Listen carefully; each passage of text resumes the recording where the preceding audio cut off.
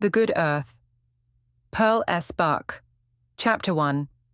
It was Wang Lung's marriage day. At first, opening his eyes in the blackness of the curtains about his bed, he could not think why the dawn seemed different from any other. The house was still except for the faint, gasping cough of his old father, whose room was opposite to his own across the middle room. Every morning, the old man's cough was the first sound to be heard. Wang Lung usually lay listening to it, and moved only when he heard it approaching nearer, and when he heard the door of his father's room squeak upon its wooden hinges. But this morning he did not wait. He sprang up and pushed aside the curtains of his bed. It was a dark, ruddy dawn, and through a small square hole of a window, where the tattered paper fluttered, glimpse of bronze sky gleamed. He went to the hole and tore the paper away. "It is spring, and I do not need this," he muttered. He was ashamed to say aloud that he wished the house to look neat on this day. The hole was barely large enough to admit his hand, and he thrust it out to feel of the air. A small soft wind blew gently from the east, a wind mild and murmurous and full of rain. It was a good omen. The fields needed rain for fruition. There would be no rain this day, but within a few days, if this wind continued, there would be water. It was good. Yesterday, he had said to his father that if this brazen, glittering sunshine continued, the wheat could not fill in the ear. Now it was as if heaven had chosen this day to wish him well. Earth would bear fruit. He hurried out into the middle room, drawing on his blue outer trousers as he went, and knotting about the fullness at his waist his girdle of blue cotton cloth. He left his upper body bare until he had heated water to bathe himself. He went into the shed, which was the kitchen, leaning against the house, and out of its dusk an ox twisted its head from behind the corner next the door and lowed at him deeply. The kitchen was made of earthen bricks, as the house was, great squares of earth dug from their own fields, and thatched with straw from their own wheat. Out of their own earth had his grandfather in his youth fashioned also the oven, baked and black, with many years of meal preparing. On top of this earthen structure stood a deep, round, iron cauldron. This cauldron he filled partly full of water, dipping it with a half-gourd from an earthen jar that stood near, but he dipped cautiously, for water was precious. Then, after a hesitation, he suddenly lifted the jar and emptied all the water into the cauldron. This day he would bathe his whole body. Not since he was child upon his mother's knee had anyone looked upon his body. Today one would, and he would have it clean. He went around the oven to the rear, and selecting a handful of the dry grass and stalks standing in the corner of the kitchen, he arranged it delicately in the mouth of the oven, making the most of every leaf. Then from an old flint and iron he caught a flame and thrust it into the straw, and there was a blaze. This was the last morning he would have to light the fire. He had lit it every morning since his mother died 6 years before. He had lit the fire, boiled water, and poured the water into a bowl, and taken it into the room where his father sat upon his bed, coughing and fumbling for his shoes upon the floor. Every morning for these 6 years the old man had waited for his son to bring in hot water to ease him of his morning coughing. Now father and son could rest. There was a woman coming to the house. Never again would Wang Lung have to rise summer and winter at dawn to light the fire. He could lie in his bed and wait, and he also would have a bowl of water brought to him, and if the earth were fruitful, there would be tea leaves in the water. Once in some years it was so, and if the woman wearied, there would be her children to light the fire, the many children she would bear to Wang Lung. Wang Lung stopped, struck by the thought of children running in and out of their 3 rooms. 3 rooms had always seemed much to them, a house half empty since his mother died. They were always having to resist relatives who were more crowded, his uncle, with his endless brood of children, coaxing. Now, how can 2 lone men need so much room? Cannot father and son sleep together? The warmth of the young one's body will comfort the old one's cough. But the father always replied, "I am saving my bed for my grandson.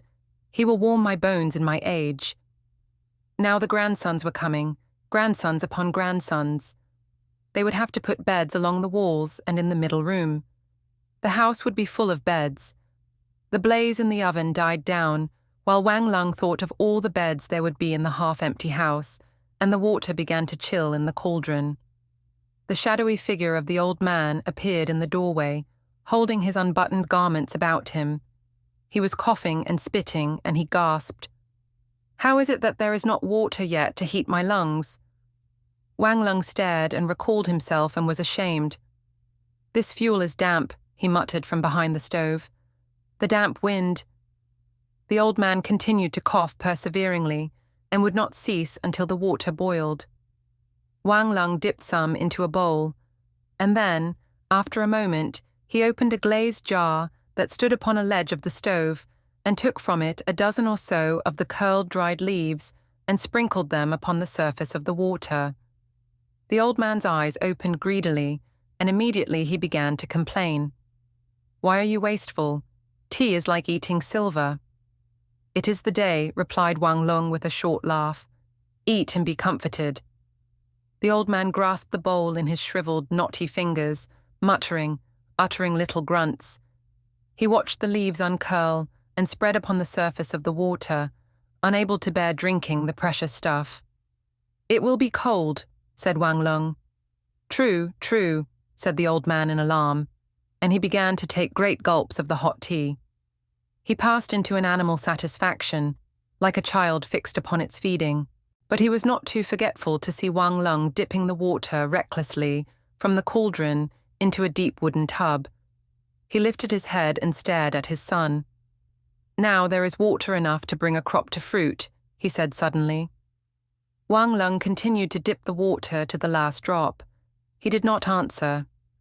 "Now then," cried his father loudly. "I have not washed my body all at once since the new year," said Wang Lung in a low voice. He was ashamed to say to his father that he wished his body to be clean for a woman to see. He hurried out, carrying the tub to his own room.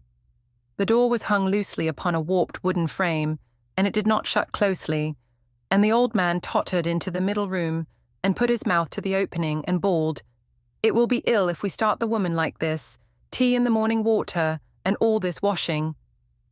"It is only one day," shouted Wang Lung, and then he added, "I will throw the water on the earth when I am finished, and it is not all waste." The old man was silent at this, and Wang Lung unfastened his girdle and stepped out of his clothing. In the light that streamed in a square block from the hole, he wrung a small towel from the steaming water, and he scrubbed his dark, slender body vigorously. Warm, though he had thought the air, when his flesh was wet, he was cold, and he moved quickly, passing the towel in and out of the water until from his whole body there went up a delicate cloud of steam. Then he went to a box that had been his mother's and drew from it a fresh suit of blue cotton cloth. He might be a little cold this day without the wadding of the winter garments, but he suddenly could not bear to put them on against his clean flesh. They stuck out of the holes, grey and sodden. He did not want this woman to see him for the first time with the wadding sticking out of his clothes. Later she would have to wash and mend, but not the first day. He drew over the blue cotton coat and trousers a long robe made of the same material. His one long robe, which he wore on feast days only, 10 days or so in the year, all told. Then with swift fingers he unplaited the long braid of hair that hung down his back, and taking a wooden comb from the out his hair. His father drew near again and put his mouth to the crack of the door. "Am I to have nothing to eat this day?" he complained. "At my age the bones are water in the morning until food is given them." "I am coming," said Wang Lung, braiding his hair quickly and smoothly, and weaving into the strands a tasseled black silk cord. Then after a moment he removed his long gown and wound his braid about his head and went out, carrying the tub of water. He had quite forgotten the breakfast. He would stir a little water into cornmeal and give it to his father. For himself he could not eat. He staggered with the tub to the threshold and poured the water upon the earth nearest the door, and as he did so, he remembered he had used all the water in the cauldron for his bathing, and he would have to start the fire again. A wave of anger passed over him at his father. "That old head thinks of nothing except his eating and his drinking," he muttered into the mouth of the oven, but aloud he said nothing. It was the last morning he would have to prepare food for the old man. He put a very little water into the cauldron, drawing it in a bucket from the well near the door, and it boiled quickly, and he stirred meal together and took it to the old man. "We will have rice this night, my father," he said. "Meanwhile, here is corn." "There is only a little rice left in the basket," said the old man, seating himself at the table in the middle room and stirring with his chopsticks the thick yellow gruel. "We will eat a little less then at the spring festival," said Wang Lung. But the old man did not hear. He was supping loudly at his bowl. Wang Lung went into his own room then, and drew about him again the long blue robe, and let down the braid of his hair. He passed his hand over his shaven brow and over his cheeks. Perhaps he had better be newly shaven. It was scarcely sunrise yet. He could pass through the street of the barbers and be shaved before he went to the house where the woman waited for him. If he had the money, he would do it. He took from his girdle a small greasy pouch of grey cloth and counted the money in it. There were 6 silver dollars and a double handful of copper coins. He had not yet told his father he had asked friends to sup that night. He had asked his male cousin, the young son of his uncle, and his uncle for his father's sake, and 3 neighbouring farmers who lived in the village with him. He had planned to bring back from the town that morning pork, a small pond fish, and a handful of chestnuts. He might even buy a few of the bamboo sprouts from the south and a little beef to stew with the cabbage he had raised in his own garden. But this only if there were any money left after the bean oil and the soybean sauce had been bought. If he shaved his head, he could not, perhaps, buy the beef. Well, he would shave his head, he decided suddenly. He left the old man without speech and went out into the early morning.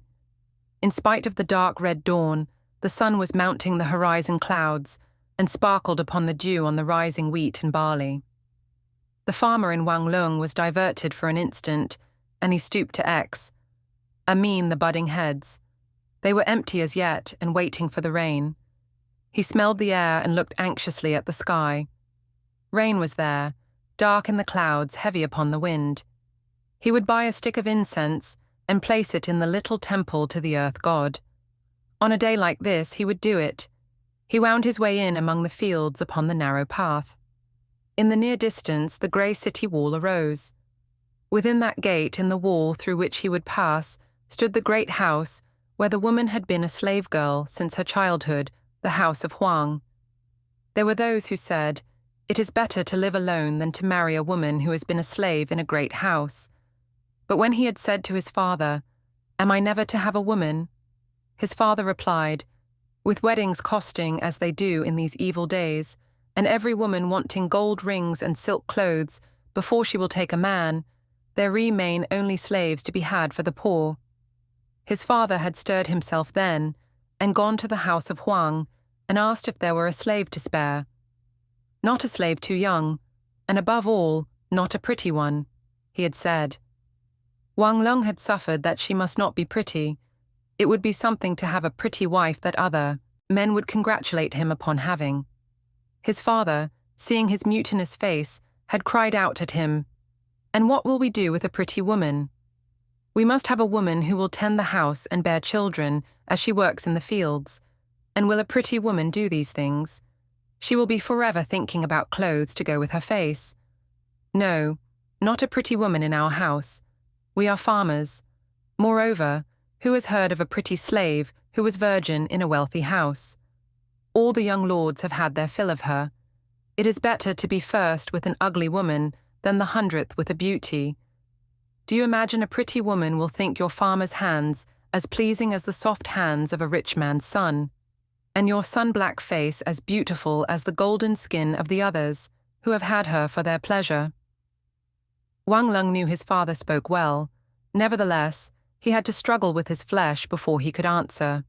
And then he said violently, "At least, I will not have a woman who is pockmarked or who has a split upper lip. We will have to see what is to be had. his father replied. Well, the woman was not pockmarked, nor had she a split upper lip. This much he knew, but nothing more. He and his father had bought 2 silver rings, washed with gold, and silver earrings, and these his father had taken to the woman's owner in acknowledgement of betrothal. Beyond this, he knew nothing of the woman who was to be his, except that on this day he could go and get her. He walked into the cool darkness of the city gate. Water carriers, just outside, their barrows laden with great tubs of water, passed to and fro all day, the water splashing out of the tubs upon the stones. It was always wet and cool in the tunnel of the gate, under the thick wall of earth and brick. Cool even upon a summer's day, so that the melon vendors spread their fruits upon the stones, melons split open to drink in the moist coolness. There were none yet, for the season stones was too early, but baskets of small hard green peaches stood along the walls, and the vendor cried out, "The first peaches of spring, the first peaches. Buy, eat, purge your bowels of the poisons of winter." Wang Lung said to himself, "If she likes them, I will buy her a handful when we return." He could not realize that when he walked back through the gate, there would be a woman walking behind him. He turned to the right within the gate, and after a moment was in the street of the barbers. There were few before him so early, only some farmers who had carried their produce into the town the night before, in order that they might sell their vegetables at the dawn markets and return for the day's work in the fields. They had slept shivering and crouching over their baskets, the baskets now empty at their feet. Wang Lung avoided them, lest some recognize him, for he wanted none of their joking on this day. All down the street in a long line, the barbers stood behind their small stalls, and Wang Lung went to the furthest one and sat down upon the stool and motioned to the barber, who stood chattering to his neighbor. The barber came at once and began quickly to pour hot water from a kettle on his pot of charcoal into his brass basin. "Shave everything," he said in a professional tone. "My head and my face," replied Wang Lung.